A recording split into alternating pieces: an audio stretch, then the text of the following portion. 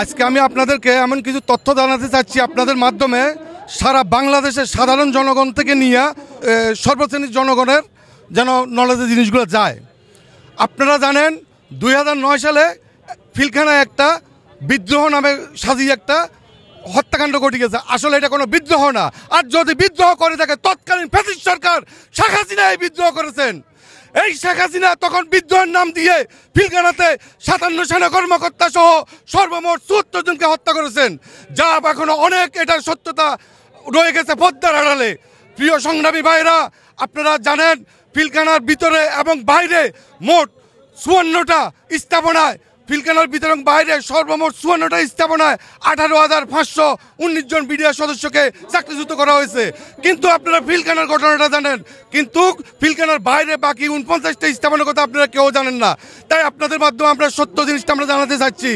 আর আমি আরেকটা কথা বলতেছি, কিছু প্রশ্ন রাখতেছি। ওই দিন পিলখানায় বাইনোকুলার, ভারতীয় বাইনোকুলার, ভারতীয় অস্ত্র সিলিং, ভারতীয় অস্ত্র এবং লাল পেলাকে বান্দা মুখে বান্দা এরা কারা, এবং হিন্দি ভাষায় কথা বলছে এরা কারা, এবং সাংবাদিক মুন্নিশা পিলখানার ভিতরে জওয়ানদের নাম কিভাবে বলতে পারলো?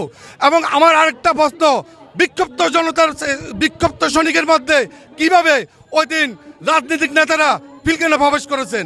কিভাবে মুন্নিশা, অন্য সাংবাদিক ছাড়া মুন্নিশা একা পিলখানা প্রবেশ করেছেন? এতে সম্পূর্ণ কিছু পরিকল্পিত হত্যাকাণ্ড, যাহা ইতিমধ্যে আপনাদের বিভিন্ন চ্যানেলে প্রকাশ হয়েছে এবং আমরা জানতে পেরেছি।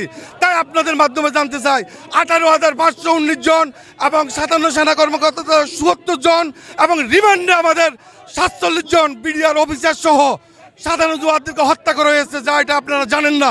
শুধু জানেন আপনারা 57 অফিসারের কথা, কিন্তু সর্বমোট 74 জন এবং রিমান্ডের নামে 57 জন যাদেরকে হত্যা করা হয়েছে। এখানে আমাদের ডিআইডি রহিম সাহেব, উনি সিনিয়র ছিলেন। এই ডিআইডি রহিম সাহেব ছিলেন ডিপার্টমেন্টে একজন সৎ এবং নিষ্ঠা লোক, উনাকেও তারা রিমান্ডে নিয়ে হত্যা করেছে, যেন আসল ঘটনাগুলো না জানে।